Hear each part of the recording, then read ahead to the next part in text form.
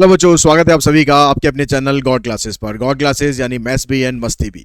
तो बच्चों, important example class 11th की जो सीरीज़ है उसमें आज हम स्टार्ट करने वाले हैं प्रोबेबिलिटी के एग्जांपल्स। प्रोबेबिलिटी बहुत इंपॉर्टेंट टॉपिक है आपके एग्जाम के हिसाब से हम देखें तो उसके अंदर क्वेश्चंस भी काफ़ी हैं, टॉपिक्स भी काफ़ी ज़्यादा हैं। तो उसमें से कुछ एग्जाम्पल्स हमने लेने की कोशिश करी है, ऐसे एग्जाम्पल्स ट्राई करने की कोशिश करी है कि जो कि आपके एग्ज़ाम में आने के चांसेस हैं। उस वो एग्जाम्पल या उसी तरह के कुछ और स्टेटमेंट में थोड़ा बहुत चेंज हो सकता है, लेकिन इस तरह के एग्जाम्पल्स आपके एग्जाम में ज़रूर आ सकते हैं।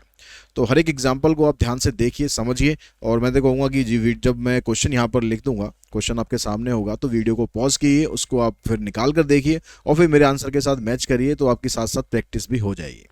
और साथ ही एक चीज़ और कहना चाहूँगा कि वीडियोज़ अगर आपको पसंद आ रहे हैं तो वीडियोज़ को लाइक ज़रूर करें, चैनल को सब्सक्राइब करके रखें, बेल आइकन को प्रेस करके रखें। एक चीज़ और थी, आप लोगों की डिमांड थी कि सर गॉड क्लासेस ऐप के ऊपर 11th का कंटेंट बहुत कम है, तो उसमें हमने आपके लिए कंटेंट डालना स्टार्ट कर दिया है। और अभी हमने सबसे पहले जितने भी आपके चैप्टर्स हैं उन सभी चैप्टर्स के टेस्ट आपको वहाँ पर अवेलेबल कराए हैं, जो आप वहाँ से परचेज कर सकते हैं और अपने चैप्टर की प्रैक्टिस आप कर सकते हैं कि आपको क्वेश्चंस को जब आपने पूरा चैप्टर फिनिश कर लिया, उसके सारे फार्मूलाज आपको याद हो गए, एग्जांपल्स आपने कर लिए, फिर एक टेस्ट देके आप अपने आप को टेस्ट कर सकते हैं कि आप उस चैप्टर के टेस्ट के लिए कितने प्रिपेयर हैं या उस तरह के क्वेश्चंस के लिए आप कितने प्रिपेयर हैं। तो वो आपको परचेज करने के लिए डिस्क्रिप्शन बॉक्स में आपको ऐप का लिंक मिल जाएगा, वहाँ पर जाके आप देखेंगे तो आपको अप्लाइड मैथमेटिक्स का जो चैप्टर टेस्ट है उसकी सीरीज आपको वहाँ पर दिख जाएगी। तो यहाँ पर जो फर्स्ट क्वेश्चन है इसके अंदर कहता है girl has a 1 rupee coin. एक गर्ल है, उसके पास 1 रुपये का कॉइन है। ए 2 रुपी कॉइन, एक 2 रुपये का कॉइन है। एंड ए 5 रुपी कॉइन, और एक 5 रुपये का कॉइन है। She takes out 2 coin from her pocket. अपनी पॉकेट से वो एक एक करके कॉइन निकालती है, one after the other. Describe the sample space. तो इसका आपको सैंपल स्पेस डिस्क्राइब करना है। अब सैंपल स्पेस जब आप इसका बनाएंगे तो सैंपल स्पेस आपके पास आ गया। देखिए, जब आपने यहाँ से 2 कॉइन आपको निकालने हैं, तो जो 1 रुपये का कॉइन है उसको हम डिनोट कर लेते हैं, 1 रुपी कॉइन है ओ से डिनोट कर लेते हैं, 2 रुपये का कॉइन है उसको टी से डिनोट कर लेते हैं, 5 रुपीज़ का कॉइन है उसको एफ से डिनोट कर लेते हैं। तो मैंने अपनी पॉकेट में हाथ डाला, तो मेरे को सबसे पहले 1 रुपये का कॉइन मेरे पास आ गया। उसके बाद जब मैं दूसरा कॉइन निकालूंगा तो दूसरा कॉइन क्या हो सकता है, वो 2 रुपीज़ का भी हो सकता है और 5 रुपीज़ का भी हो सकता है। तो यानी एक इवेंट में ऐसे आ गया, दूसरे इवेंट में ऐसे आ गया। ठीक है, पहला कॉइन उसका 1 रुपये का हुआ, दूसरा कॉइन 2 का भी हो सकता है, 5 का भी हो सकता है। अब जरूरी थोड़ा ना कि जो पहला कॉइन है वो आपका 1 रुपये का आएगा, पहला कॉइन हो सकता है 2 रुपीज़ वाला आ जाए। तो अगर आपने पहला कॉइन 2 रुपीज़ का निकाला तो अगला कॉइन आपका कितने का आ जाएगा, वो 1 रुपये का भी आ सकता है या फिर 5 रुपये का भी आ सकता है। अब पहला जो कॉइन अगर आप रखोगे वो अगर 5 रुपीज़ का आ गया तो दूसरा कॉइन 1 रुपीज़ का भी आ सकता है और 2 रुपीज़ का भी आ सकता है। तो इस तरह से आपके पास ये 6 इवेंट बनेंगे जो इस सैंपल स्पेस को डिस्क्राइब करते हैं। ठीक है जी। उसके बाद नेक्स्ट क्वेश्चन पे हम चलते हैं।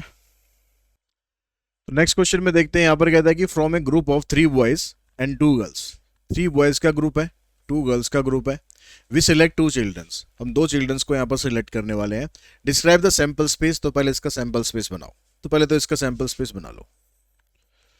सैंपल स्पेस क्या बना, जब 3 बॉयज हैं तो आप जब सिलेक्ट करेंगे तो ऐसे सिलेक्ट कर सकते हैं कि बॉय 1 और बॉय 2, या फिर हो सकता है बॉय 1 और बॉय 3, या फिर हो सकता है बॉय 2 और बॉय 3।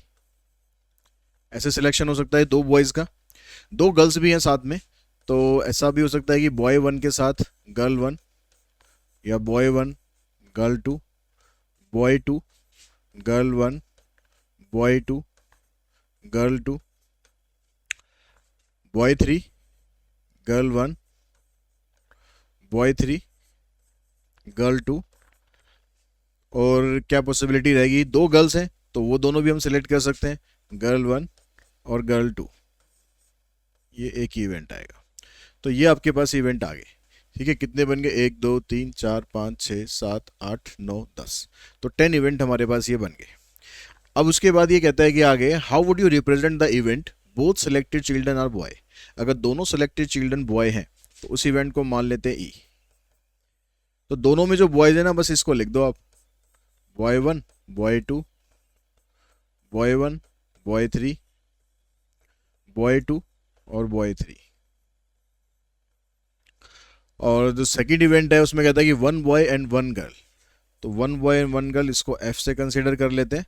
तो इसमें आ जाएगा बॉय 1 गर्ल 2, बॉय 1 गर्ल, चलो गर्ल 2 यहाँ लिख दिया, गर्ल 1 लिख दो, boy 2 girl 1, boy 2 girl 2, boy 3 girl 1, boy 3 girl 2। तो इस तरीके से ये वाला इवेंट आ सकता है। उसके बाद चलते हैं नेक्स्ट क्वेश्चन पर। यहाँ कहता है committee of 5 person is to be constituted from a group of 6 gents and 8 ladies. हमें एक कमेटी बनानी है जिसके अंदर 5 लोग होने चाहिए। अब उस कमेटी बनाने के लिए हमारे पास ग्रुप में 6 जेंट्स हैं और 8 लेडीज़ हैं।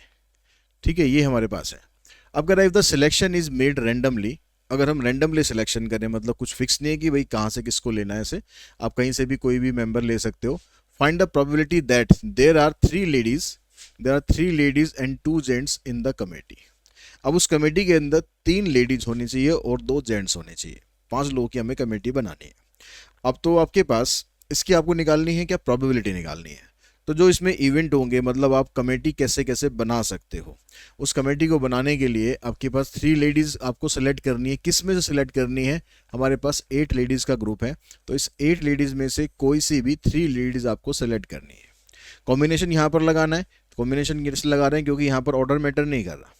ठीक है, आप कोई भी इसमें से कोई भी 3 लेडी आप चूज कर सकते हो। फिर इनटू करेंगे क्योंकि कमेटी आपको पूरी करनी है। कमेटी पूरी करने के लिए आपको 2 जेंट्स चाहिए। जेंट्स हमारे पास कितने हैं, 6 हैं। तो 6 में से कोई भी 2 जेंट्स आप यहाँ पर ले लोगे। तो ये तो कमेटी फॉर्म करने का तरीका हो गया। इस तरीके से आप कमेटी बना सकते हो। हमें निकालनी है यहाँ पर प्रोबेबिलिटी। तो प्रोबेबिलिटी में जो टोटल आउटकम होता है वो नीचे आएगा। अब टोटल कितने हैं आपके पास, 6 तो जेंट्स थे और 8 लेडीज़ थी, यानी टोटल मिलाकर 14 पर्सन हो गए। उसमें से आपको कमेटी मेंबर चूज करने हैं 5। तो 14C5 इसको आपको सिंप्लीफाई करना है। तो इसको सिंप्लीफाई करोगे, देखो 8C3 को, तो 8 फैक्टोरियल, कम्बिनेशन का फार्मूला लगाएंगे, 8 - 3 करेंगे 5 फैक्टोरियल और 3 फैक्टोरियल इनटू 6C2 को सॉल्व करोगे 6 फैक्टोरियल, तो 6 - 2 4 factorial 2 factorial divided by 14C5, तो 14 फैक्टोरियल, 14 में से 5 माइनस करेंगे 9 फैक्टोरियल और 5 फैक्टोरियल। इसको आपको सिंप्लीफाई कर देना है। तो यहाँ पर आ जाएगा 8 7 6 5 फैक्टोरियल डिवाइडेड बाय 5 फैक्टोरियल। इस 3 फैक्टोरियल को आप सिंप्लीफाई कर दो, 3 × 2, यहाँ पर 6 5 4 डिवाइडेड बाय 4 इनटू में this whole divided by 14 factorial हो जाएगा, 14 13 और 12 11 10 9 डिवाइडेड बाय 9 फैक्टोरियल। 5 को लिख लेंगे 5 4 3 2 1। अब यहाँ पर देखो कैंसिल करते हैं। तो कैंसिल करने के लिए हम यहाँ पर जो टर्म लेते हैं, हमने कैंसिल कर दिया। देखो यहाँ से 5 फैक्टोरियल इससे कैंसिल कर दिया, इधर 4 फैक्टोरियल ये कैंसिल, 9 फैक्टोरियल इससे कैंसिल। अब जो आपके पास बचा उसमें ये 3 × 2 = 6 हो गया, ये दोनों इससे कैंसिल हो जाएंगे। यहाँ से बचेगा 56, यहाँ से 2 से ये कैंसिल हो गया। इधर से देखो 5 2 × 10 ये हो गया, 4 3 × 12 ये भी हो गया। अब जो आपके पास बचा है वो लिख दो। ऊपर से बचा यहाँ पर 8 × 7, यहाँ से आ गया 5 और 3 भी है। नीचे से आपके पास 14 13 11, बस और तो सारा कुछ कट गया और सारा कुछ कट गया। अब यहाँ भी इसको कैंसिल कर लो, 7 से आप इसको काट दो और 2 से इसको काट देते हैं और कुछ तो नहीं कट रहा। तो 4 5 × 20 23 × 60 और नीचे आ जाएगा 143, यानी इसकी प्रोबेबिलिटी आ जाएगी 60 अपॉन में 143। उसके बाद देखिए नेक्स्ट क्वेश्चन पे अगर हम चलें तो हम इसमें क्या करते हैं, जो बैग है आपके पास उसमें 30 टिकट्स हैं, 1 से 30 तक, 1 से 30 तक नंबर लिखें। अभी कह रहे जो तीसरी टिकट है वो आपके पास 20 नंबर की है, अगर हम उसको असेंडिंग ऑर्डर में अरेंज करते हैं तो यानी इससे पहले जो दो टिकट निकलेंगी, एक टिकट हम यहाँ पर ले लेते हैं A1, दूसरी टिकट A2, तीसरी टिकट कह रहा है कि ये 20 है, उसके बाद A4 और A5, ये टिकट्स हैं। अब ये वाली जो टिकट्स होंगी दो, ये कहाँ से निकलेंगी, क्योंकि ऑर्डर को हमने असेंडिंग ऑर्डर में अरेंज करना है, तो हमें जो तीसरी नंबर की टिकट है ना वो फिक्स है कि उसकी वैल्यू 20 है, लेकिन उससे पहले की जो टिकट्स हैं हमारे पास 19 नंबर्स अवेलेबल हैं, उसमें से कोई भी दो टिकट्स आपको यूज़ करनी है। ठीक है, पहले 19 जो नंबर है 1 से लेकर 19 तक, उसमें से ये कोई भी दो टिकट आएंगी, तो इसका जो सिलेक्शन है आ जाएगा 19C2। 20 फिक्स है कि 20 नंबर की ही टिकट वहाँ पर आएगी, असेंडिंग ऑर्डर में अरेंज कर रहे हैं तो, यानी इसके बाद जो टिकट्स होंगी वो आपके पास 21 से स्टार्ट होगी, और 21 से कहाँ तक, 30 तक स्टार्ट होगी। तो यानी कितनी, 10 टिकट्स आपके पास यहाँ पर है, 21 से 30। तो इन 10 टिकट्स में से आपको कोई भी दो टिकट फाइंड करनी है। तो यहाँ 19C2, यहाँ 10C2, तो आप इसको प्रोबेबिलिटी जब निकालेंगे इन दोनों को सिंप्लीफाई करना है आपको। चलो किस 19C2 और यहाँ पर हो गया 10C2 डिवाइडेड बाय, टोटल मिलाकर कितनी थी आपके पास, 30 थी, 30C2। ठीक है, टोटल 30 टिकट्स थी, उसमें से आपको कितनी, 5 टिकट निकालनी है, सॉरी 2 नहीं, 5 टिकट निकालनी है। तो यहाँ पर आ जाएगा 30C5। अब इसको आप सिंप्लीफाई करो, इसको आपको मेंशन करने की जरूरत नहीं, अगर मेंशन करना भी चाहते हो तो 1C1 एक टिकट है, वही की वही हमें निकालनी है, तो उसको आप करो या मत करो। इसको सॉल्व करेंगे 19C2, तो 19 फैक्टोरियल, 19 फैक्टोरियल कम्बिनेशन का फार्मूला लगाओगे, divided by 19 minus 2, 17 factorial, into में 2 फैक्टोरियल, 10 फैक्टोरियल, 10 माइनस 2, 8 फैक्टोरियल और 2 फैक्टोरियल, नीचे डिवाइडेड बाय 30 फैक्टोरियल, 30 माइनस 5, 25 और 5। अब इसको ऊपर सॉल्व किया तो आ जाएगा 19, 18, 17 डिवाइडेड बाय 17 फैक्टोरियल इंटू में 2 इंटू 1, यहाँ पर आ जाएगा 10, 9, 8, 8 पे रुक जाते हैं हम, और यहाँ पर आ गया 8 फैक्टोरियल और 2 factorial divided by 30, 29, 28, 27, 26, 25 divided by 25 into 5, 4, 3, 2, 1। अब देखो जो जो कैंसिल हो जाए इसमें से कैंसिल करो, ये कैंसिल, इधर से ये कैंसिल, 2 से ये कैंसिल, 2 से यहाँ पर ये कैंसिल, नीचे ये कैंसिल, इधर देखो 4 3 12, 12 2 24, 24 तो आ नहीं रहा यहाँ पर, चलो वैसे ही काट लेते हैं, 5 6 30, 3 से इसको काट देंगे, 3 2 6, 2 से ये कैंसिल, 4 से ये कैंसिल, 4 7 पे ये चला जाएगा। तो आपके पास क्या क्या बचा यहाँ से, सारा कुछ काटने पीटने के बाद, ऊपर से देखो यहाँ से 9 और 19 और 9, जैसे 5 और 9, नीचे से यहाँ से 29, 7, 27 और 26। अब यहाँ पर और देखो जो जो कट जाए, 9 से कैंसिल हो जाएगा, 3 से ये कैंसिल, और तो कुछ कटने वाला है नहीं। तो 5 3 15, 15 को 19 से मल्टीप्लाई करेंगे, 15 9 135, बचे 13, 15 और 13 28। नीचे आ जाएगा यहाँ पर 26, 29 और 7, इन तीनों को मल्टीप्लाई करोगे तो ये 5278, ये आपका आंसर आ जाएगा। उसके बाद जो नेक्स्ट क्वेश्चन है, नेक्स्ट क्वेश्चन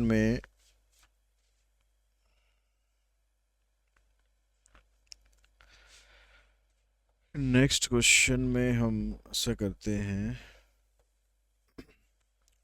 कह रहा है कि box contain 9 red balls, 5 balls and 6 green balls, 3 balls are drawn from the box at random, find the probability that all will be blue ball, कि जितनी भी बॉल हैं वो सारी की सारी ब्लू बॉल्स हैं, ये हमें देखना है।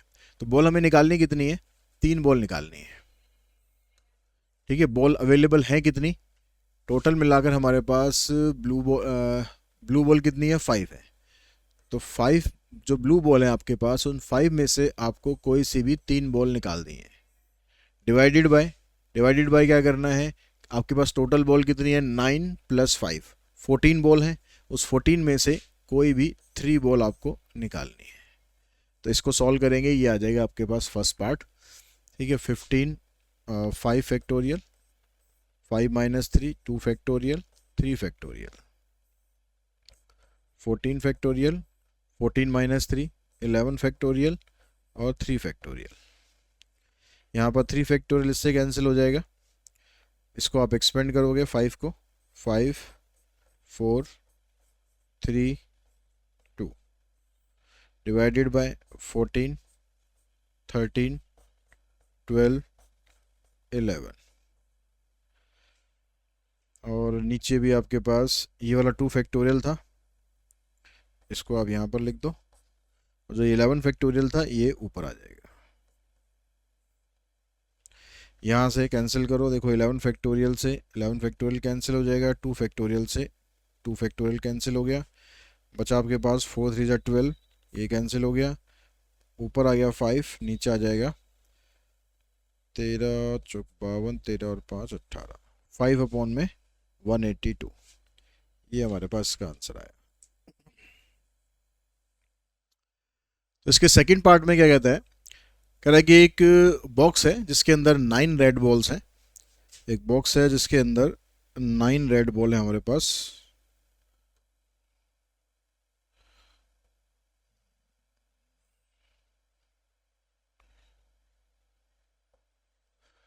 तो 9 रेड बॉल है और 5 ब्लू बॉल है एंड 6 ग्रीन बॉल है, and 3 balls are drawn from the box at random, find the probability that all will be blue।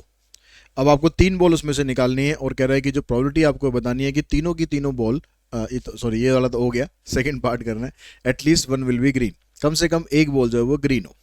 अब इसने बोला कि कम से कम एक बॉल ग्रीन हो, कम से कम एक बॉल का मतलब हो गया कि कम आपके पास जो ग्रीन बॉल है वो एक हो सकती है, और बाकी की जो 2 बॉल हैं वो नॉन ग्रीन होंगी, या फिर ऐसे हो सकता है कि 2 बॉल ग्रीन होंगी आपके पास और एक बॉल नॉन ग्रीन होगी। एटलीस्ट वर्ड का मतलब मिनिमम आपको क्वांटिटी दे दी कि कम से कम एक तो होनी चाहिए, मतलब 2 भी हो सकती है और 3 भी हो सकती हैं, तो 3 ग्रीन बॉल। अब डिवाइडेड बाय टोटल बॉल कितनी थी आपके पास, 20 बॉल थी, 20 में से आपको 3 बॉल फाइंड करनी है। अब आप ऐसे भी निकाल सकते हो, या फिर हम इसका दूसरा अप्रोच क्या यूज कर सकते हैं कि आप ये निकाल लो कि तीनों की तीनों बॉल जो है वो नॉन ग्रीन है, तीनों की तीनों बॉल जो आपने निकाली है वो नॉन ग्रीन है, और उसको टोटल प्रोबेबिलिटी में से माइनस कर दो। तो जब नॉन ग्रीन को आप माइनस करोगे तो इसका मतलब है कि उसमें ग्रीन कहीं ना कहीं होगी, तो ग्रीन वो एक भी हो सकती है, दोनों भी हो सकती हैं और तीनों भी हो सकती है। यानी इसी चीज को आप ऐसे भी लिख सकते हो, 1 - 3 non green ball divided by 20C3।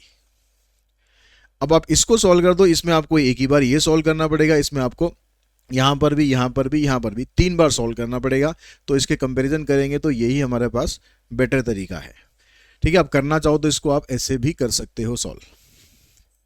तो नॉन ग्रीन बॉल हमारे पास कितनी है, 9 ये है और 5 ये है, यानी 14 बॉल है हमारे पास नॉन ग्रीन, इसमें से कोई भी 3 बॉल हमें निकालनी है। टोटल हमारे पास 20 है, 20C3। तो 14 फैक्टोरियल, 14 में से 3 माइनस करेंगे 11 फैक्टोरियल और 3 फैक्टोरियल डिवाइडेड बाय 20 फैक्टोरियल, 20 में से 3 माइनस करेंगे 17 फैक्टोरियल और 3 फैक्टोरियल। तो इसको आप सिंप्लीफाई करो तो ये आ गया 1 minus 14 13 12 11 factorial divided by 11 factorial. देखो ये 3 फैक्टोरियल और ये 3 फैक्टोरियल तो कैंसिल ही हो जाएगा। नीचे 20 और 17 है, इसको सॉल्व करेंगे तो 20 19 18 और 17 फैक्टोरियल, यहाँ पर भी 17 फैक्टोरियल। तो ये इससे कैंसिल हो जाएगा, ये इससे कैंसिल हो गया। बाकी जो टर्म्स बची ये भी इसमें से जो कैंसिल हो सकता है।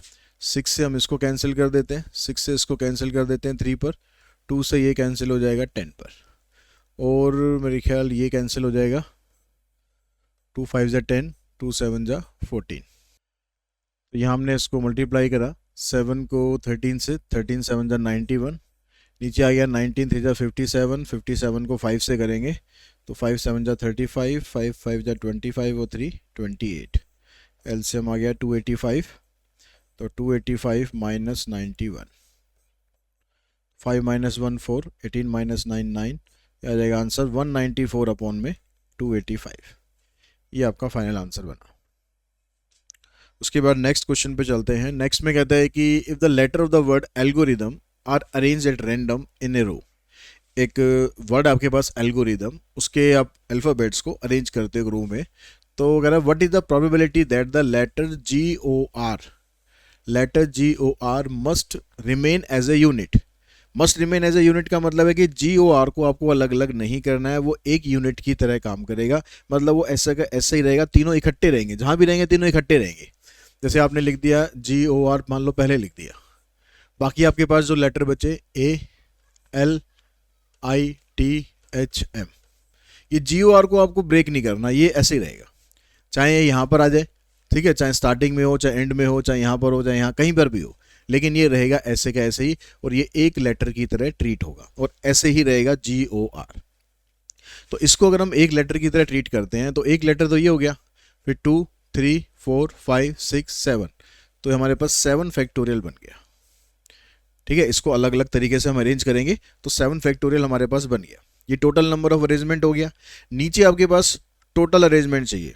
टोटल अरेंजमेंट, उसमें आप एल्गोरिदम को GOR में लिखो, ROG लिखो, या बीच में कहीं लिखो, G को इधर लिख दो, R को इधर लिख दो, मतलब टोटल आप कितने तरीके से इस अल्फ़ाबेट्स को, इसके अल्फ़ाबेट्स को यूज़ करके वर्ड्स बना सकते हो। तो हमारे पास कितने अल्फ़ाबेट है, ये 6 तो ये हो गए और 3 ये हो गए, तो 9 अल्फ़ाबेट हो गया, यानी 9 फैक्टोरियल। तो ये टोटल आउटकम है, ये फेवरेबल आउटकम है।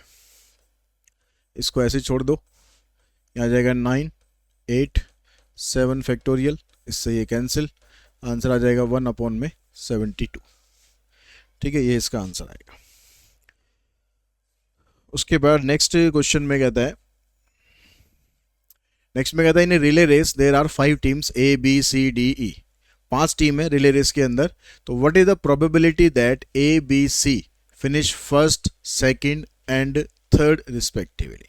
तो ये कह रहा है कि जो ABC है वो फर्स्ट आएगा, A फर्स्ट आएगा, B सेकंड आएगा, C थर्ड आएगा। मतलब मैच फिक्सिंग पूरी की पूरी कर रखी है, कोई गुंजाइश नहीं है D के लिए, E के लिए कि वो फर्स्ट सेकंड थर्ड में से कहीं आ जाए। ABC में भी A की तगड़ी सेटिंग है, इसमें A ने मतलब फर्स्ट पोजीशन पर आना ही आना है, B ने सेकंड पर आना है, C में थर्ड पर आना है। मतलब इसके लिए जो इवेंट है, मतलब इसके लिए जो फेवरेबल आउटकम है वो तो एक ही है, वो फिक्स है। A तो फर्स्ट आना है, B सेकंड आना है, C थर्ड आना है, तो वो तो फिक्स है बिल्कुल। तो इसका जो फेवरेबल आउटकम है वो तो 1 है। अब टोटल आउटकम देखो कि टोटल कितने आउटकम इसके बन सकते हैं। जो पहला प्लेस है आपके पास, उसके लिए हमारे पास 5 टीमें हैं।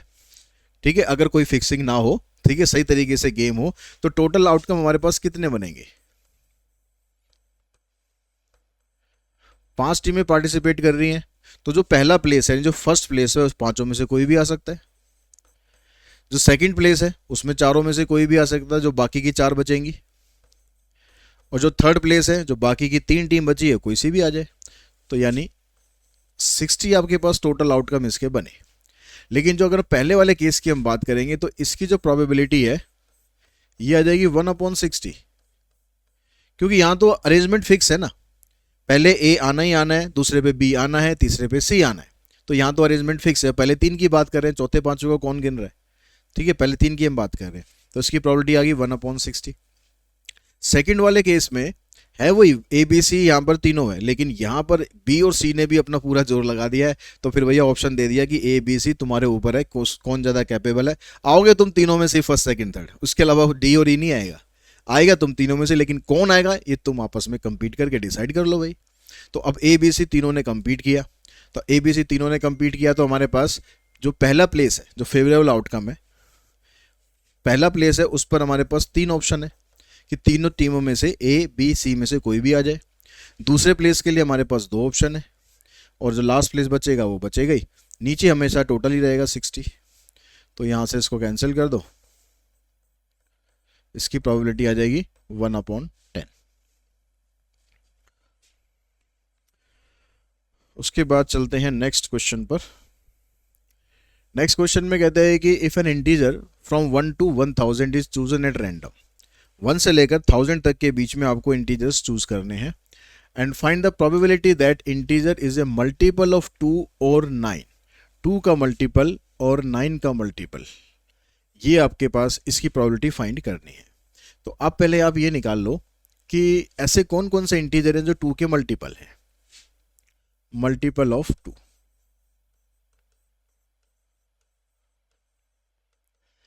तो मल्टीपल ऑफ 2 में देखो 2 आ गया, 4 आ गया, 6 आ गया, 8 आ गया, 10 आ गया, 12 आ गया, 16 14 आया, 16 आया, 18 आया, बहुत सारे। कहाँ तक जाना है आपको? आपको जाना है 1000 तक। तो 1000 भी होगा, 1000 से पहले 998 होगा जो 2 के मल्टीपल है, ठीक है। और मल्टीपल ऑफ 9 निकाल लेते हैं, तो 9 हो गया, फिर 18 हो गया, उसके बाद फिर 27, 36, इस तरह से करते करते करते करते लास्ट में जो 999 है वो भी 9 का मल्टीपल ही आएगा, 1000 तो नहीं आएगा, 999 तो आएगा ही 9 की टेबल में। अब यहाँ पर कुछ नंबर ऐसे हैं जो इसमें भी आ रहे हैं और जो इसमें भी आ रहे हैं, दोनों में आ रहे हैं। कौन कौन से? जैसे 18 है, इसमें भी आ रहा है, 36 आएगा, ठीक है, वो भी इसमें दोनों में आएगा। तो ये कौन से नंबर हो रहे हैं जो दोनों में आ रहे हैं? तो 2 और 9 दोनों के ही मल्टीपल होंगे, या आप ये कह सकते हो कि मल्टीपल ऑफ 18 होंगे। तो वो भी आप लिख लो यहाँ पर कि मल्टीपल ऑफ 18। तो ये नंबर हमारे पास कौन कौन से आएंगे?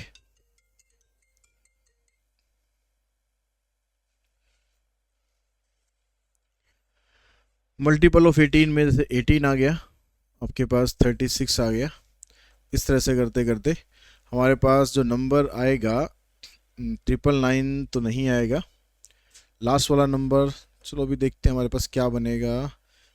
ऐसे निकाल सकते हो 1000 को 18 से आप डिवाइड कर लो, 18 4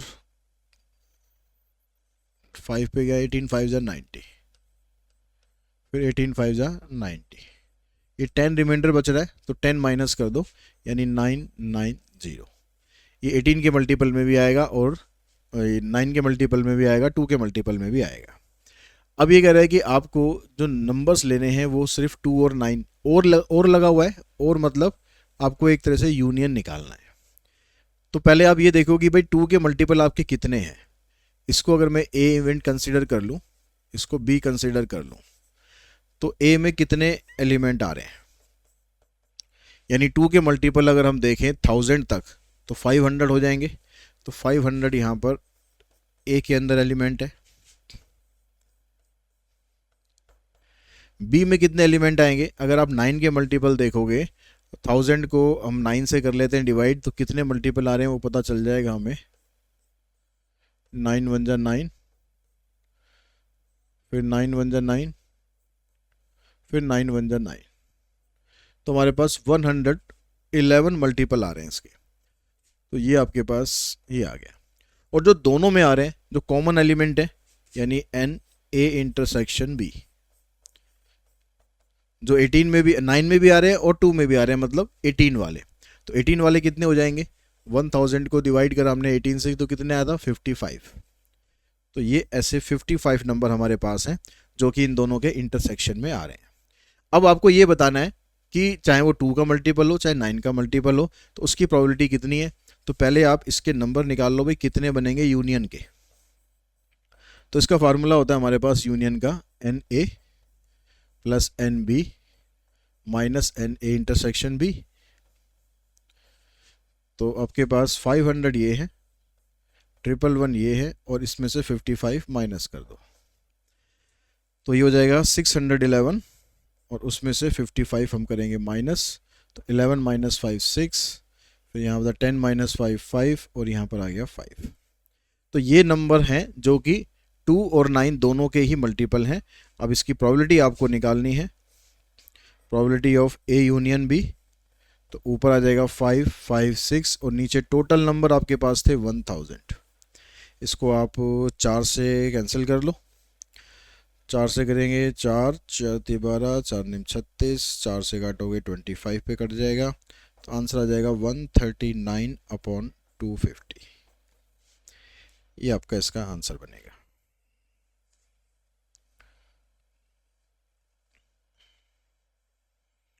उसके बाद नेक्स्ट क्वेश्चन पे अगर हम चलें,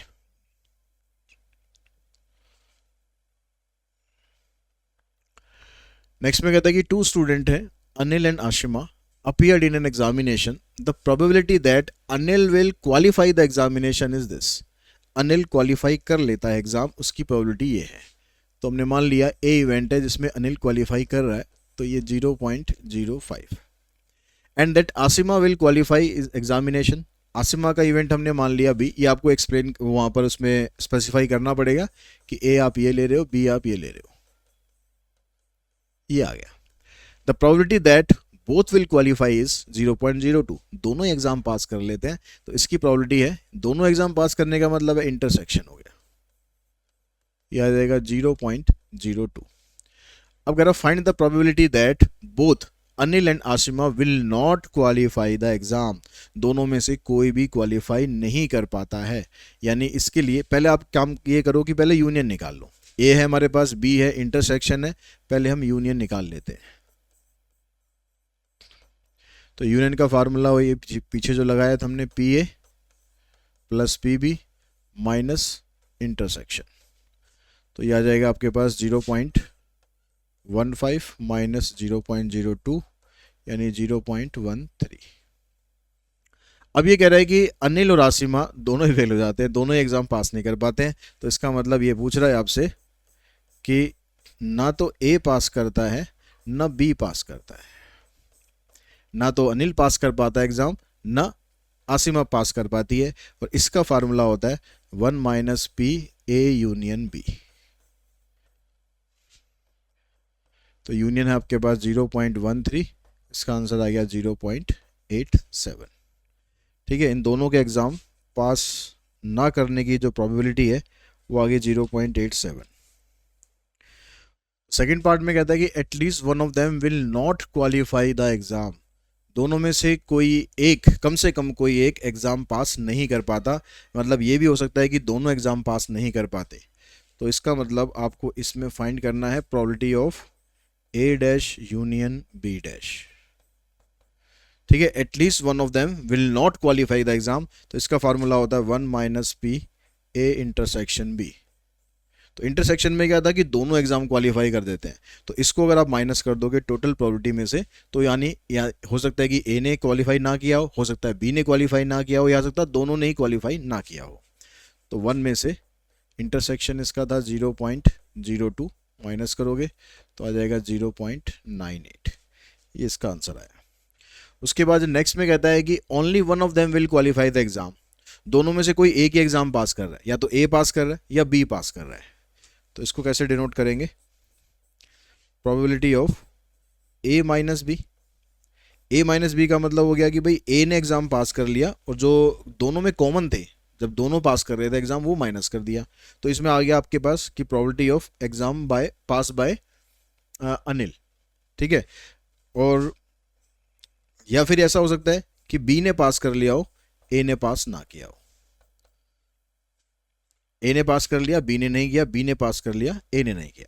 अब इसका फार्मूला क्या होता है, ए माइनस बी का फार्मूला होता है प्रोबेबिलिटी ऑफ ए माइनस इसका इंटरसेक्शन, प्लस इसका फार्मूला भी ऐसे बन जाता है probability of B minus intersection. तो ये बन गया आपके पास probability of A plus probability of B minus 2 times of probability of A intersection B. तो पी ए की वैल्यू है 0.05, इसकी है 0.10 माइनस 2 इंटू इंटरसेक्शन है 0.02, तो यह आ जाएगा 0.15 माइनस 0.04, तो 0.11। ये हमारा इसका आंसर बना। उसके बाद आते हैं नेक्स्ट क्वेश्चन पर। नेक्स्ट में कहता है in a given race the odds in favour of 4 horses A B C D is this. Odds in favour मतलब ये इन फेवर है, ये अगेंस्ट है। तो अगर इनके जीतने की हम प्रोबेबिलिटी निकालें, probability of horse A wins, तो ये क्या आएगी, इसके जीतने की प्रोबेबिलिटी है 1, टोटल प्रोबेबिलिटी हो जाएगी 1 + 3 यानी 4। और ऐसे ही प्रोबेबिलिटी ऑफ बी, इसके जीतने की निकालेंगे तो रेशो इसकी 1:4 है, तो आ जाएगा 1/5। सी के जीतने की निकालेंगे 1/6 और डी के जीतने की निकालेंगे 1/7। ये सबकी प्रोबेबिलिटी आ गई जीतने की। Assuming that dead heat is impossible, ये कह रहा है कि जो डेड हीट है वो नहीं होगी। डेड हीट का मतलब होता है कि सारे के सारे एक ही टाइम पर पहुंच जाए, तो ऐसा नहीं है। तो find the chance that one of them win the race.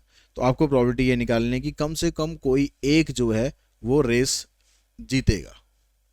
Find the chances that one of them, उनमें से कोई एक जो है वो रेस जीतेगा, इसकी प्रोबेबिलिटी आपको निकालनी है। यानी ए जीत सकता है, बाकी तीनों हार सकते हैं, बी जीत सकता है, बाकी तीनों हार सकते हैं, इस तरीके से। तो आपके पास ये केसेस बन गए। अब आपको इसमें से ए के जीतने की निकालनी है, बी के जीतने की निकालनी है, सी के जीतने की और डी के जीतने की, और इन सबको आपको कर देना आपस में ऐड। तो इसका मतलब हो गया प्रोबेबिलिटी ऑफ ए जीतेगा या फिर बी जीतेगा या फिर सी जीतेगा या फिर डी जीतेगा, कोई एक जीतेगा। और ये इवेंट म्यूचुअली एक्सक्लूसिव है। म्यूचुअली एक्सक्लूसिव का मतलब है कि ऐसा नहीं होगा कि ए जीतेगा तो बी भी जीतेगा, ऐसा नहीं होगा। ठीक है, सबकी जीतने की प्रोबेबिलिटी अलग अलग है। तो आप जब म्यूचुअली एक्सक्लूसिव इवेंट होता है तो यूनियन का मतलब हो जाता है सीधा P A plus P B plus P C plus P D. यहाँ पर आप इनकी जो वैल्यू है 1/4, 1/5, 1/6, 1/7, इसको आप कर दो ऐड। एलसीएम लोगे इसका तो एलसीएम आ जाएगा आपके पास 35, तो ये बनेगा, और 12 5 60, 12 36 और 6 42, ये इसका एलसीएम बनेगा। तो यहाँ पर आ जाएगा ये 105, तो इधर आ गया 105। 5 से इसको काटोगे, 5 चौक 5 8 40, 5 चौक 20 यानी 84। 6 से करोगे 70 आ जाएगा, 7 से करोगे 60 आ जाएगा। 5 4 9, यहाँ पर आ गया 8 7 15 और 6 21, 2 और 1 3, 319/420। ये कटेगा तो है नहीं, 9 10 3 कटेगा है नहीं, तो यही आपका आंसर आ जाएगा।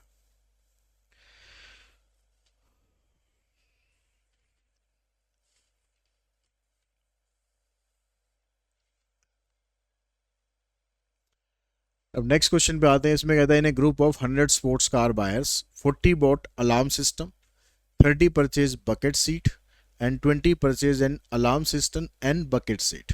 दोनों चीज।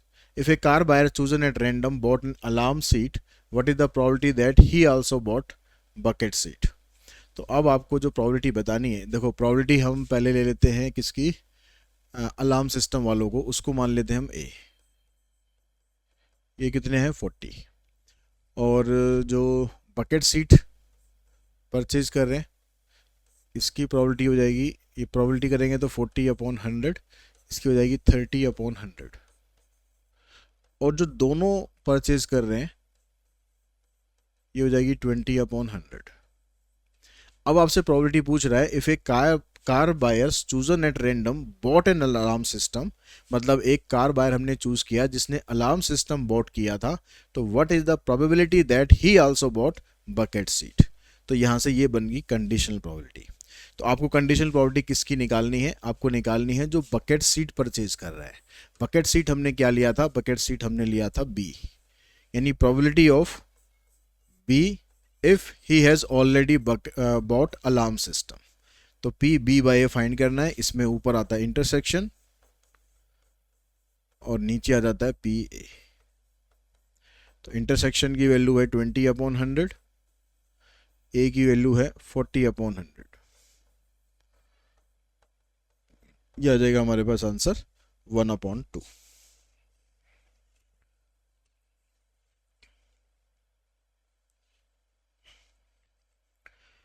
उसके बाद नेक्स्ट क्वेश्चन आपके पास है, कहता है instructor has a question bank consisting of 300 easy true false question, 200 difficult true false question, ठीक है, और 500 easy multiple choice question and 400 difficult multiple choice question. If a question is selected at random from the question bank, then what is the probability that it will be an easy question given that it is a multiple choice question? तो अब आपको जो यहाँ पर दो probability हैं, पहले तो उनकी प्रोबेबिलिटी निकाल लो। तो प्रोबेबिलिटी ऑफ इजी क्वेश्चन, आपके पास टोटल क्वेश्चन कितने बने? टोटल क्वेश्चन कैसे बने, चाहे वो इजी है, डिफिकल्ट है, एमसीक्यू है, ट्रू फॉल्स कैसे भी है। तो आपके पास हैं 300 तो इजी थे, true false 200 difficult true false, 500 easy MCQ, 400 difficult MCQ. 3 और 2 5, 5 10 और 4 1400 क्वेश्चन आपके पास टोटल है। अब जो प्रोबेबिलिटी आपको निकालनी है वो निकालनी है इजी क्वेश्चन, यानी इसको मैं लेता हूं प्रोबेबिलिटी ऑफ इजी क्वेश्चन।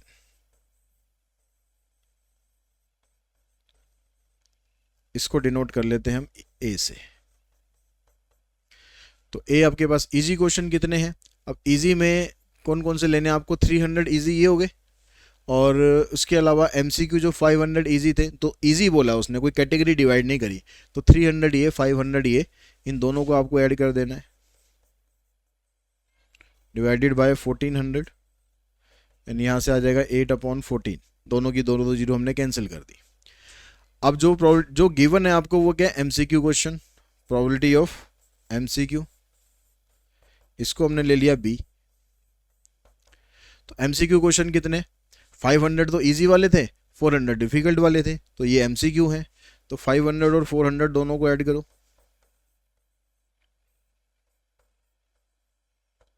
तो आ जाएगा 9/14। अब इन दोनों का इंटरसेक्शन और निकाल लो। तो इंटरसेक्शन का मतलब हो गया इजी भी होने चाहिए और एमसीक्यू भी होने चाहिए, यानी इंटरसेक्शन बन गया इजी एमसीक्यू कितने हमारे पास? 500। तो ये बन गया 5/14। अब आपसे प्रोबेबिलिटी पूछ रहा है कि probability that it will be an easy question given that it is a multiple choice question. तो इजी क्वेश्चन हमने लिया था ए, और जो गिवन है वो हो गया बी। तो ऊपर इंटरसेक्शन और नीचे आ जाएगा बी। तो इंटरसेक्शन हमारे पास आया है 5/14 और बी है 9/14। इसको कैंसिल करके आंसर आ जाएगा 5/9। ये आपका आंसर बनेगा।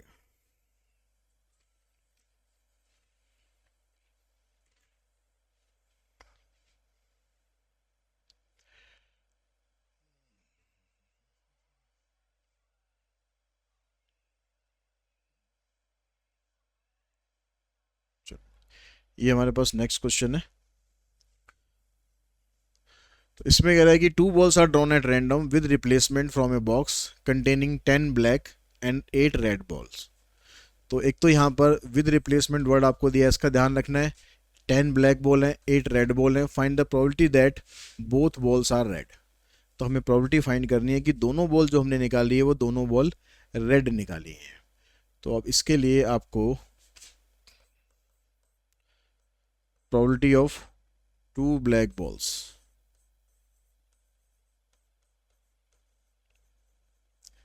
तो देखो पहली बॉल आपने निकाली ब्लैक, तो उसकी प्रोबेबिलिटी क्या बनेगी? ब्लैक बॉल है आपके पास 10, टोटल है आपके पास 18।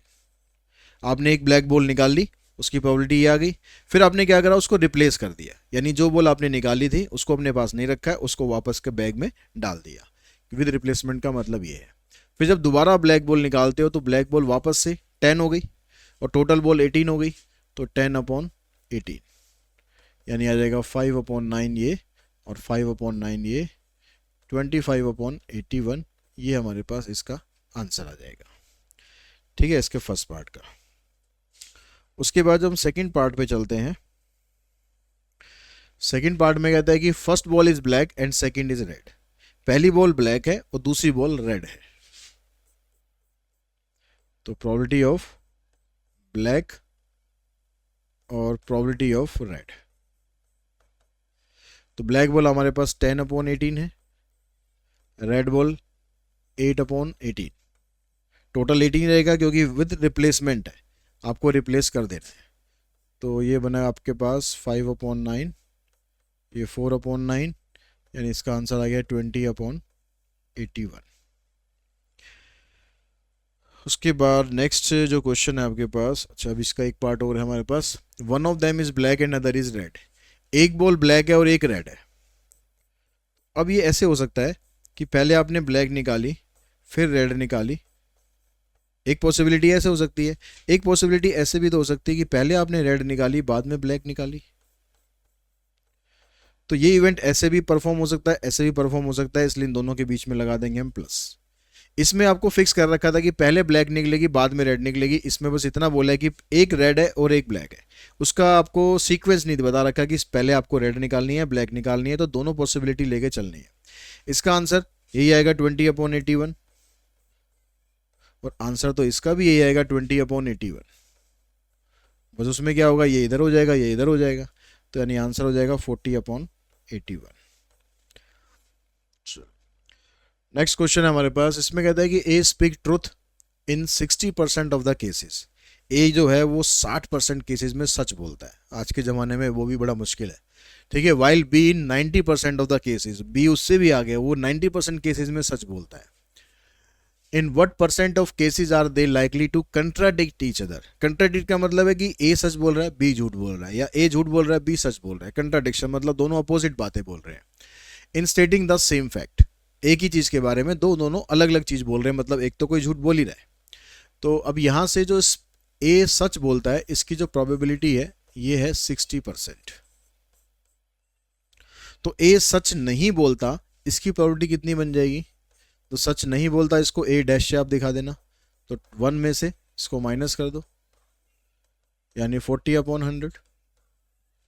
ऐसे जो बी है अगर वो सच बोलता है तो उसकी प्रोबेबिलिटी है 90/100, और ये सच नहीं बोलता, इसकी प्रोबेबिलिटी कितनी बन जाएगी? 1 माइनस 90/100 यानी 10/100। अब आगे क्या कहता है, in the case of a contradiction do you think the statement of B will carry more weight as he speak truth in more number of cases than A. तो पहले तो इन दोनों की हमें ये बतानी है कि अगर वो दोनों कंट्राडिक्ट करते हैं तो उसकी प्रोबेबिलिटी क्या होगी, ये बताना है हमें। तो probability of contradict each other.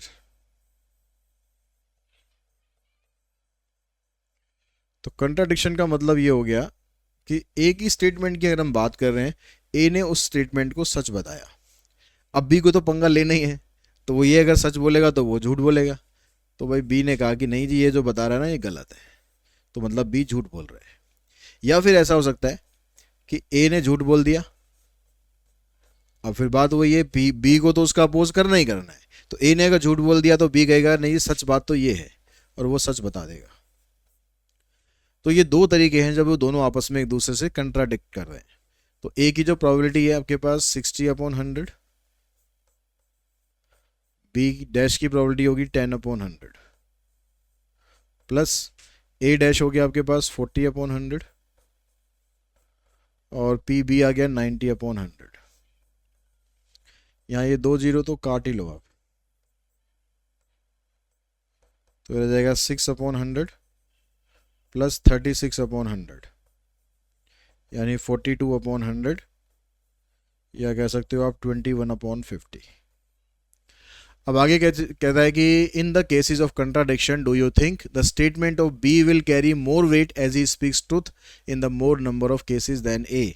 अगर वो दोनों से हम सेम चीज़ पूछ रहे हैं, ए अलग बोल रहा है बी अलग बोल रहा है, हम किसके ऊपर भरोसा करें? तो हमें पता है कि जो बी है ना वो ज़्यादातर सच बोलता है, तो नेचुरल बात है कि हम बी के ऊपर ही भरोसा करेंगे। तो यहाँ पर आंसर में लिख देंगे yes, statement of B carry, statement of B carries more weight. अब जिसके बारे में पता है कि वो झूठ ज़्यादा बोलता है तो उसके ऊपर विश्वास जल्दी से नहीं होगा, चाहे वो बेशक सच बोल रहा हो, लेकिन उस पर विश्वास नहीं होगा। नेक्स्ट क्वेश्चन देखते हैं। इसमें कहता है कि probability of solving a specific problem independently by A and B are 1/2 and 1/3। यानी एक प्रॉब्लम है, उस प्रॉब्लम का सॉल्यूशन करने के लिए हम ए को अगर बोलते हैं तो ए इस प्रॉब्लम को सॉल्व कर देता है, ऐसे चांसेस हैं 1/2। और उसी प्रॉब्लम को बी भी सॉल्व कर देता है, उसके चांसेस है 1/3। तो अगर इन दोनों का हम ये निकाल लें कि दोनों के प्रॉब्लम सॉल्व करने के चांसेस नहीं कितने हैं, तो 1 में से इसके सॉल्व करने के चांसेस आप माइनस कर दो, तो 1/2 हो गया। ऐसे बी के सॉल्व ना करने के चांसेस हो गए 2/3। अब ये कहता है कि find the probability that the problem is solved. ये कह रहा है कि जो प्रॉब्लम है वो हो गई सॉल्व्ड, प्रॉब्लम इज सॉल्व्ड। अब ये प्रॉब्लम कैसे सॉल्व हो सकती है? ठीक है, जैसे हमारे पास दो स्टूडेंट हैं, हमने एक प्रॉब्लम एक क्वेश्चन है दोनों को दे दिया, तो ये हो सकता है कि भाई पहले वाला जो है वो सॉल्यूशन ले आया सही करके, लेकिन बी का सॉल्यूशन नहीं निकला, वो कहीं फंस गया। या फिर ऐसा भी हो सकता है कि ए ने सॉल्यूशन नहीं कर पाया लेकिन बी ने उसको कर दिया। या फिर ये हो सकता है कि दोनों ही इंटेलिजेंट है, दोनों ही सॉल्यूशन करके लिए आए।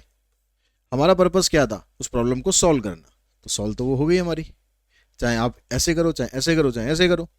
ठीक है, अब ऐसे करने की बजाय हम इसको ऐसे भी तो कर सकते हैं कि जो टोटल प्रोबेबिलिटी है उसमें से हम ये माइनस कर दें कि ना तो ए सॉल्व कर पाया ना बी सॉल्व कर पाया, ऐसे भी कर सकते हैं। तो या तो आप इन तीनों में यहाँ पर वैल्यू पुट करो फिर सॉल्व कर दो, या फिर आप ऐसे पुट करो। तो ये बन जाएगा आपके पास 1 माइनस ए सॉल्व नहीं कर पाया, ये 1/2 है, और बी सॉल्व नहीं कर पाया, ये 2/3 है। तो 1 माइनस 1/3, यानी इसका आंसर आ गया 2/3। उसके बाद सेकंड पार्ट में कह रहा है कि exactly one of them solve the problem. दोनों में से एक ही प्रॉब्लम को सॉल्व करेगा। दोनों में से एक ही सॉल्व करने का मतलब हो गया कि आपको ए ने सॉल्व कर दिया बी ने नहीं किया, या तो ये लेना है, या फिर ए सॉल्व नहीं कर पाया और बी ने सॉल्व कर दिया, मतलब ये दोनों केसेस लेने हैं।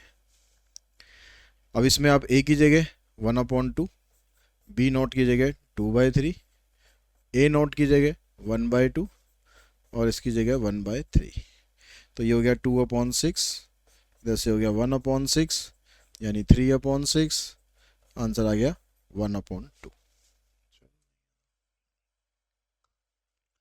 तो नेक्स्ट क्वेश्चन में कहता है कि 2/3 of the student of a class are boys and the rest are girls. एक क्लास के अंदर जो 2/3 स्टूडेंट हैं वो बॉयज हैं और बाकी की गर्ल्स हैं। It is known that probability of a girl getting a first class marks in the board exam is 0.4। अब जो गर्ल्स हैं वो एग्जाम के अंदर फर्स्ट ग्रेड लेकर आती हैं, इसकी प्रोबेबिलिटी है 0.4, and a boy getting the first class marks is 0.35। The find the probability that a student chosen at random will get first class marks in exam. अब हमें स्टूडेंट चूज करना है कि जिसको एग्जाम के अंदर फर्स्ट ग्रेड मिल रहा है। अब यहाँ पर दो कंडीशंस हैं अलग अलग, ये थ्योरम ऑफ टोटल प्रोबेबिलिटी का क्वेश्चन बन गया। दो अलग अलग कंडीशन है, बॉयज़ अलग हैं गर्ल्स अलग हैं, दोनों के ए ग्रेड लाने के जो चांसेस हैं वो आपको दे रखे हैं। तो पहले आप देखो कि प्रोबेबिलिटी ऑफ ए को हम क्या ले रहे हैं, ए को हम ले रहे हैं बॉयज़ के लिए और बी को हम ले लेते हैं गर्ल्स के लिए। तो ए कितने हैं क्लास के अंदर, बॉयज़ कितने हैं 2/3 है, तो इसकी प्रोबेबिलिटी 2/3, बाकी की हो गई गर्ल्स, यानी इनकी प्रोबेबिलिटी हो गई 1/3। जिसको आप E1 और E2 इवेंट देते हो, आप E1 E2 लिख लो या फिर आप ऐसे लिख लो। अब जो मार्क्स जो लेकर आ रहे हैं, मतलब ए ग्रेड जो एग्जाम में मार्क्स लेकर आ रहे हैं, तो उस इवेंट को हमने ले लिया यहाँ पर E, let A be the event, E be the event,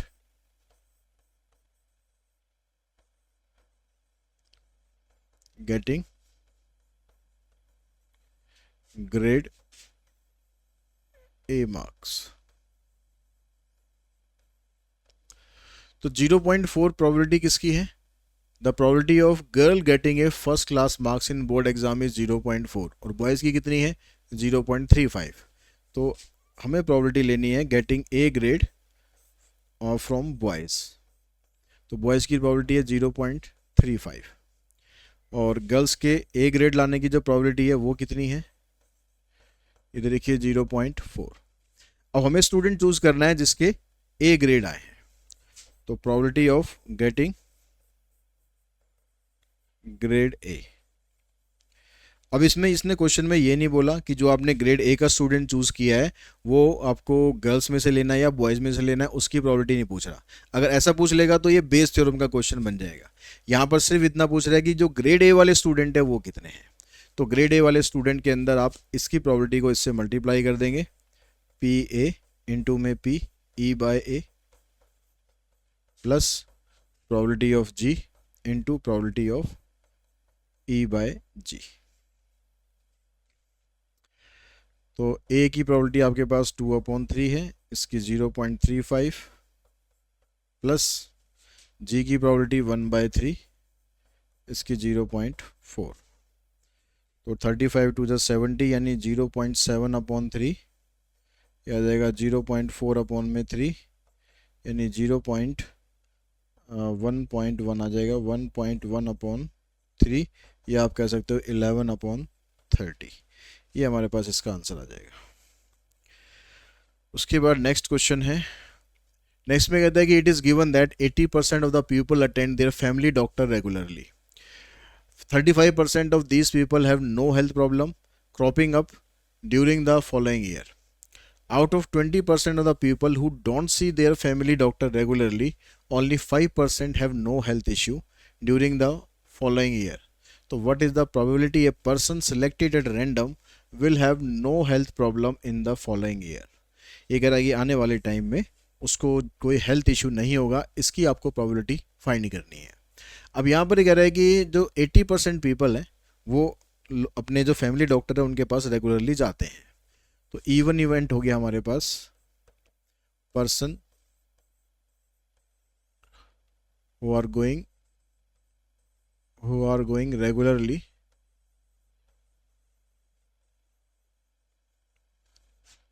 for doctor, ठीक है। और इसकी जो प्रोबेबिलिटी है ये हो गई 80%,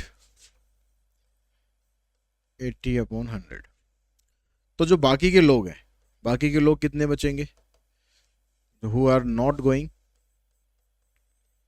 तो अगर 80% पॉपुलेशन के लोग अपने फैमिली डॉक्टर के पास जाते हैं तो जो बाकी बचे 20% वो नहीं जाते।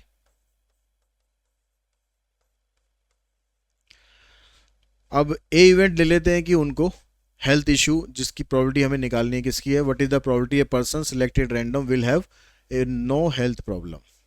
तो ए जो इवेंट है, person who has no health problem.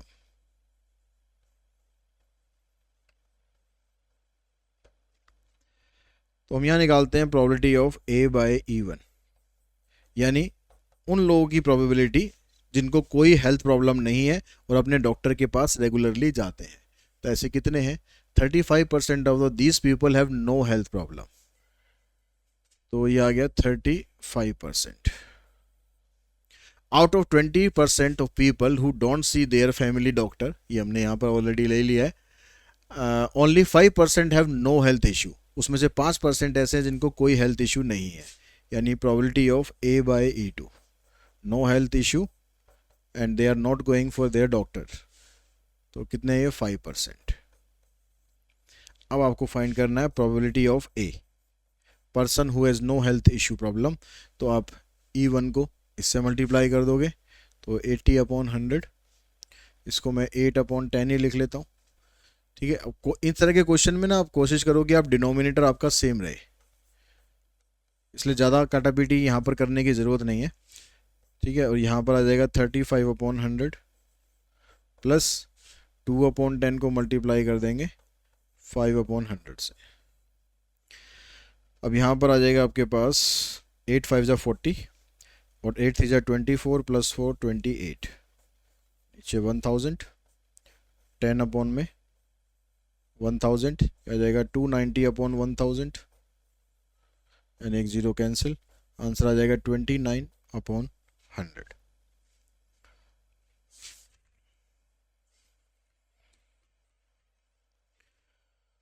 उसके बाद जो नेक्स्ट क्वेश्चन आपके पास है, इसमें कहता है कि एक country super service company send 30% of its order by air.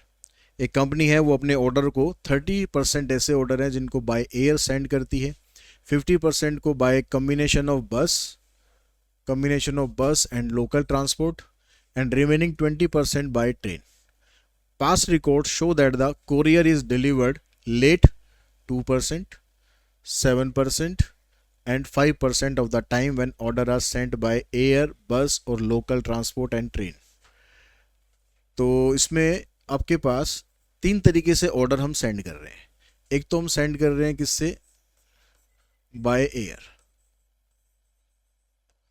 ठीक है, इसको E1 ले लो आप। E2 बाय बस एंड लोकल ट्रांसपोर्ट।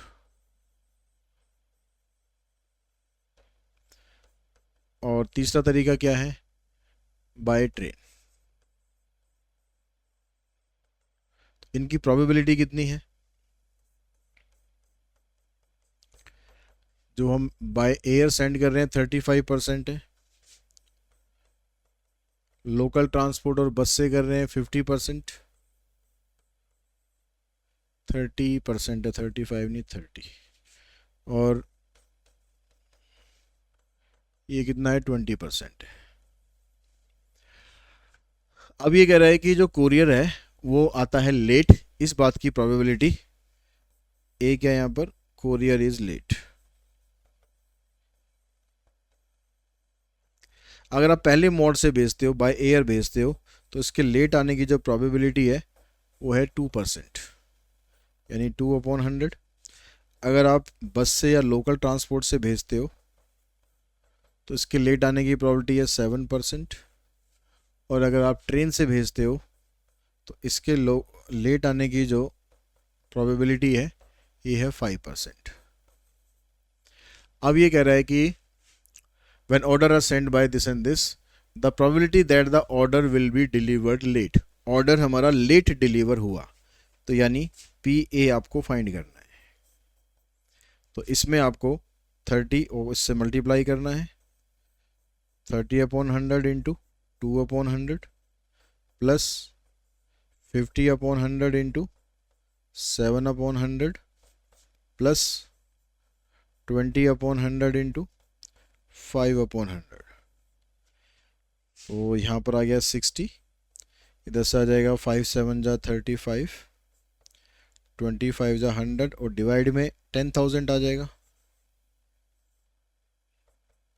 इन सबको ऐड कर लो, 0 5 + 6 11, 3 4 5, एक जीरो कैंसिल, तो 51/100। ये लेट डिलीवरी के चांसेस हैं, आप किसी भी मोड से भेज रहे हो इसके लेट डिलीवरी के चांसेस हैं। ठीक है, उसके बाद जो सेकंड पार्ट है, सेकंड पार्ट में ये कहता है कि 51/1000। सेकंड पार्ट में कहता है कि the probability that the parcel deliver to a customer sent by train if it is deliver late, अगर वो डिलीवर लेट हुआ है तो ट्रेन से भेजा गया, इसकी प्रोबेबिलिटी कितनी है। तो ये क्वेश्चन आपका बन गया सेकंड वाला पार्ट, ये बन गया बेस थ्योरम का। अगर ये हमारे पास सिर्फ डिलीवरी लेट तक होगा तो टोटल प्रोबेबिलिटी वाला फार्मूला लगाना है, और अगर ये पूछता है कि भाई डिलीवरी लेट भी हो रहा है लेकिन जो 3 मोड भेजे हैं उनमें से किसी एक मोड के थ्रू आया है, तो ऐसे क्वेश्चन बन जाते हैं बेस थ्योरम के। तो बेस थ्योरम में आपको करना क्या होता है, जिस मोड से ये पूछ रहा है, जो ये पूछ रहा है किससे, जो डिलीवर हुआ है हमारा लेट पार्सल डिलीवर हुआ है और वो हमने भेजा है ट्रेन से, तो 10 की प्रोबेबिलिटी क्या है हमारे पास, 10 की प्रोबेबिलिटी थी ये, तो इन दोनों का जो मल्टीप्लिकेशन है ये हम ऊपर रखेंगे और नीचे रखेंगे टोटल प्रोबेबिलिटी।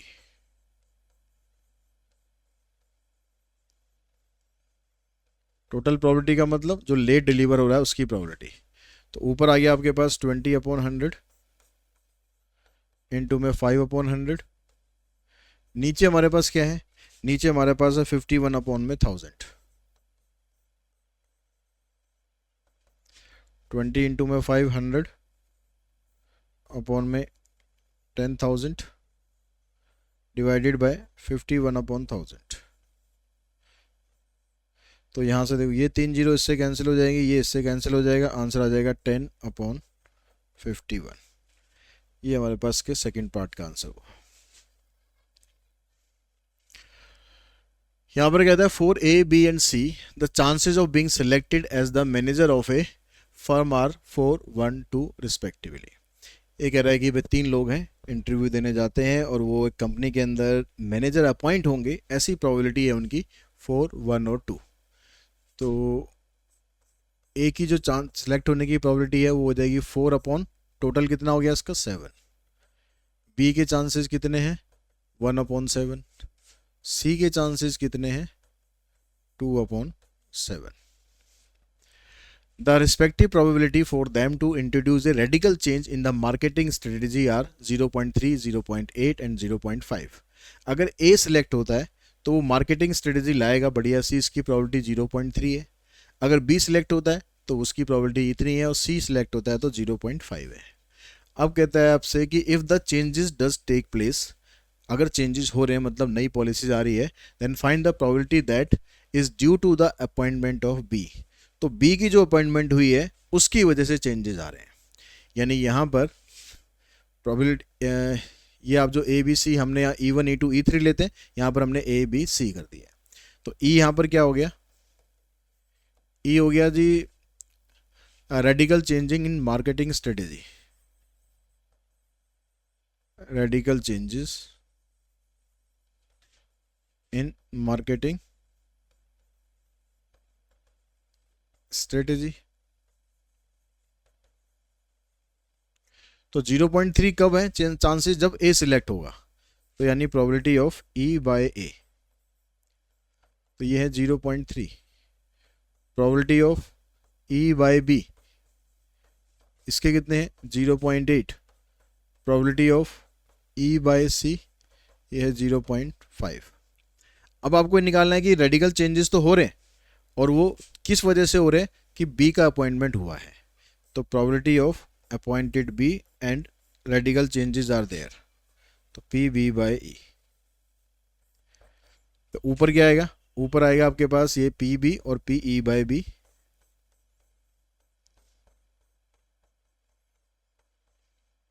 नीचे आ जाएगा इन सबका टोटल, यानी P A P E by A plus P B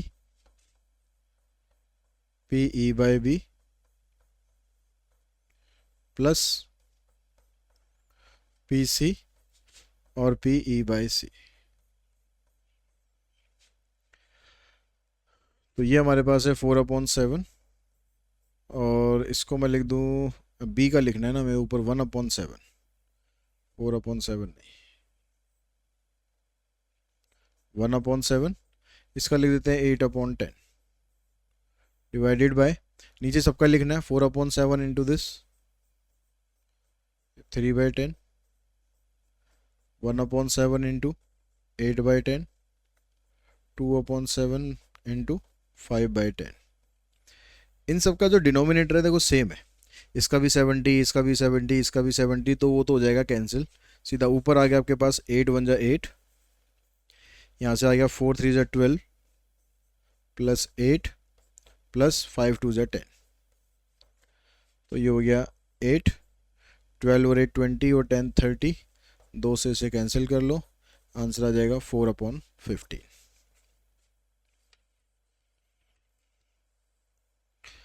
उसके बाद देखिए जो नेक्स्ट क्वेश्चन है इसमें, यहाँ पर कहता है कि suppose a girl throw a die, एक गर्ल है वो एक डाई को थ्रो कर रही है, गेम खेल रही है. इफ शी गेट्स 1 और 2, अगर डाइस पर 1 और 2 आता है, she tosses a coin 3 times. तो एक कॉइन को वो 3 बार टॉस करती है. पहले डाई को फेंका, डाई पर कहती है अगर 1 और 2 आ गया तो मेरे को कॉइन को 3 बार टॉस करना है. ठीक है जी.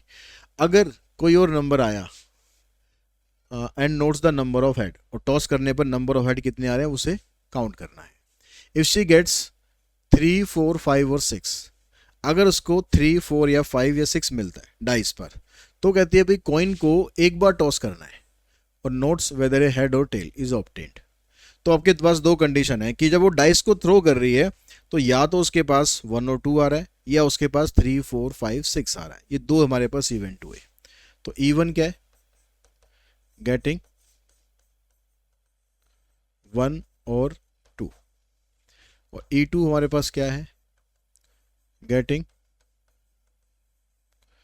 3, 4, 5, 6. तो 1 और 2 आने की जो प्रोबेबिलिटी है डाइस पर वो कितनी हो जाएगी? दो ही नंबर है हमारे पास तो 2/6. और 3, 4, 5, 6 आने की जो प्रोबेबिलिटी है ये हो जाएगी 4/6. अब अगर ये वाला केस है, अगर गर्ल डाई थ्रो करती है और 1 और 2 आ जाए, तो यहां पर वो कॉइन को टॉस कर रही है 3 time. Coin is tossed 3 times. तो 3 टाइम्स के जो सैंपल स्पेस है वो क्या क्या बनेंगे? ऐसे हेड हेड हेड, फिर दो हेड वाले केसेस,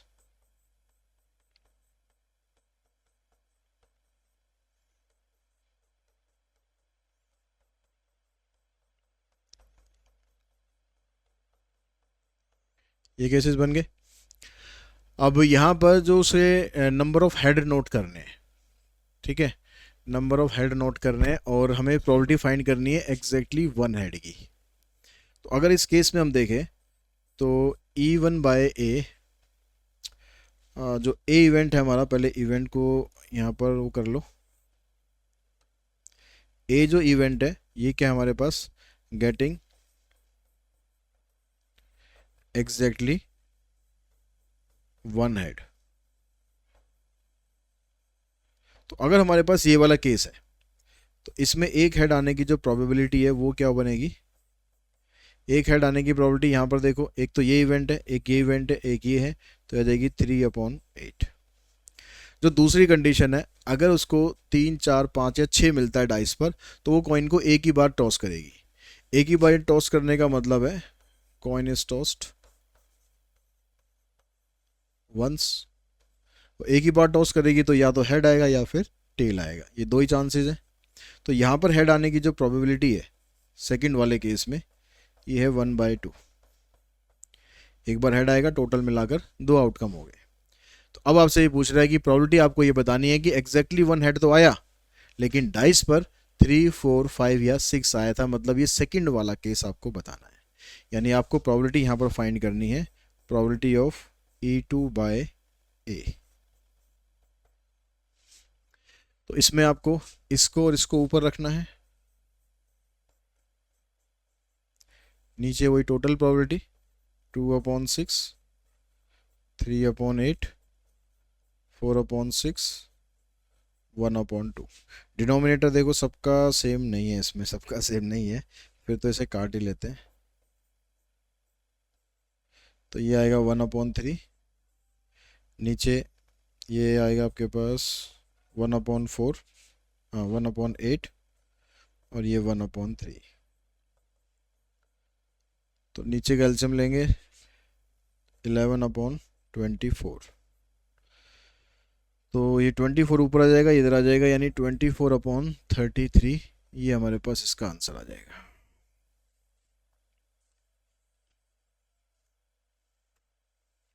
इसको कैंसिल कर सकते हैं हम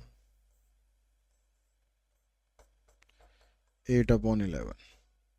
कैंसिल हो सकता है तो कर दो, ठीक है, नहीं हो सकता तो फिर कोई बात नहीं. तो ये आंसर बना हमारे पास इसका. अब आपको निकालना है आगे नेक्स्ट क्वेश्चन में. A man is known to speak truth 3/4 times. एक आदमी 4 में से 3 बार सच बोलता है. तो 4 में से 3 बार सच बोलता है मतलब इवेंट E1 क्या हो गया आपके पास, स्पीक ट्रूथ। सच नहीं बोलता तो दूसरा केस क्या बनेगा, स्पीक नॉट ट्रूथ। ठीक है, या लाई लिख दो। तो वो जो वो सच बोलता है इसकी प्रोबेबिलिटी है आपके पास 3/4। तो वो झूठ बोलता है इसकी प्रोबेबिलिटी हो गई 1/4। अब कहता है ही थ्रो ए डाई, उसके बाद एक डाई को थ्रो किया और उसने बताया कि भाई 6 आ गया। डाई को थ्रो किया, उसने कहा कि 6 आ गया, मैं गेम जीत गया। अब कह रहा है कि find the probability that it is actually a 6। तो प्रोबेबिलिटी आपको ये बतानी है कि वो सही में 6 था। अब उसने कहा कि 6 आ गया और वो एक्चुअली में 6 है, तो इसका मतलब वो सच बोल रहा है। तो हमें सच बोलने की प्रोबेबिलिटी निकालनी है अगर 6 आ रहा है तो ए क्या यहाँ पर बन गया, गेटिंग 6 ऑन डाइस। तो अगर हम पहले वाले केस की बात करें, पहले वाले केस में क्या था कि वो सच बोल रहा है, उसने कहा कि 6 आ गया, तो 6 आने की प्रोबेबिलिटी है 1/6, क्योंकि वो सच बोल रहा है। लेकिन अगर वो दूसरे केस की बात कर रहा है, इस दूसरे केस में झूठ बोलने की प्रोबेबिलिटी है ये। ठीक है, ये झूठ बोलने की प्रोबेबिलिटी है। तो वो कह रहा है कि भाई 6 आ गया, इसका मतलब है 6 नहीं आया, कुछ और नंबर आया था, उसने झूठ बोल दिया कि 6 आ गया। तो इसकी प्रोबेबिलिटी कितनी होगी, 5/6। अब आपको ये बताना है कि वो सच बोल रहा था और 6 भी एक्चुअली में आया था। तो E1/A आपको फाइंड करना है। तो ऊपर 3/4 into 1/6 divided by 3/4 into 1/6 plus 1/4 into 5/6। यहाँ डिनोमिनेटर सबका सेम है तो सारा कैंसिल, 3 + 5 यानी 3/8। ये इसका आंसर आ जाएगा। जी नेक्स्ट क्वेश्चन देखते हैं। इसमें कहता है the reliability of a HIV test is specified as follows. Of people having HIV, जिनको HIV है, 90% of the test detect the disease but 10% go undetected. जिनको HIV है वो टेस्ट कराने के लिए जाते हैं तो 90% चांसेस होते हैं कि वो टेस्ट में आ जाता है कि पॉजिटिव है, कि मतलब आपको HIV है। 10% लेकिन चांसेस ऐसे भी होते हैं कि रिजल्ट गलत आ जाता है, वो कहता है कि भाई आपको HIV नहीं है, मौज करो, मस्त रहो। ठीक है, उसके बाद फिर आगे कहता है कि ऑफ पीपल फ्री HIV, मतलब जिनको HIV नहीं है, 99% ऑफ द टेस्ट आर जजेस नेगेटिव। तो वो कहता है 99% चांसेस ऐसा होता है कि वो कहता है कि भाई आपको नहीं है, कोई टेंशन वाली बात नहीं है।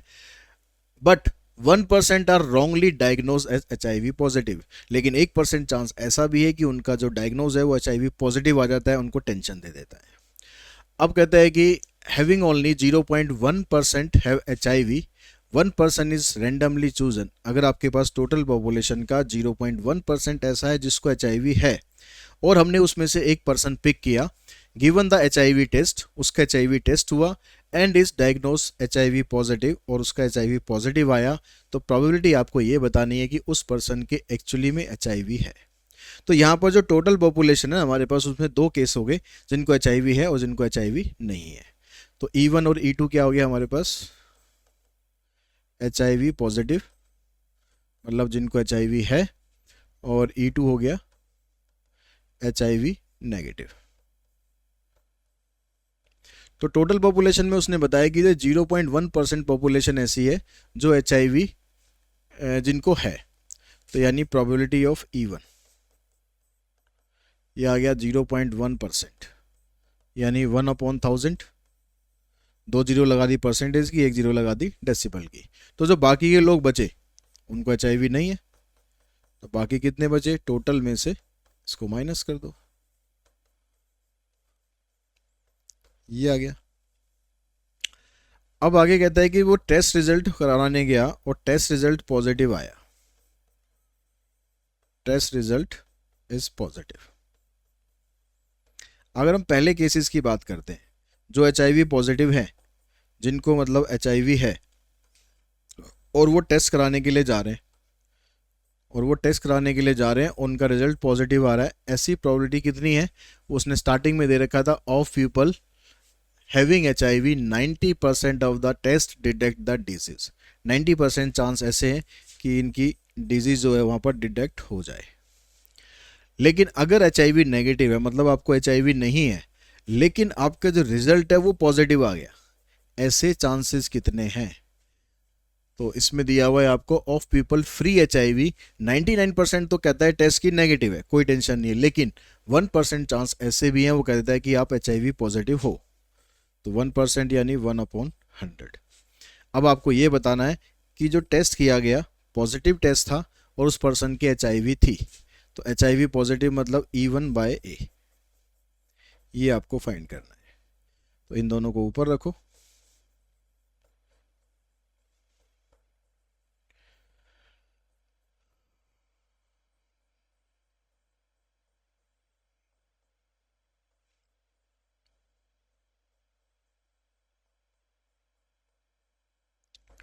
डिनोमिनेटर सबका सेम है तो कैंसिल करो, ऊपर 90, यहाँ पर 90, यहाँ पर 999, तो ये हो जाएगा 90/9, 9 18, 9 से कैंसिल हो जाएगा, 9 1 जा 9, 9 2 जा 18, 9 1 जा 9, तो आ जाएगा 10/121। ये हमारा आंसर बनेगा।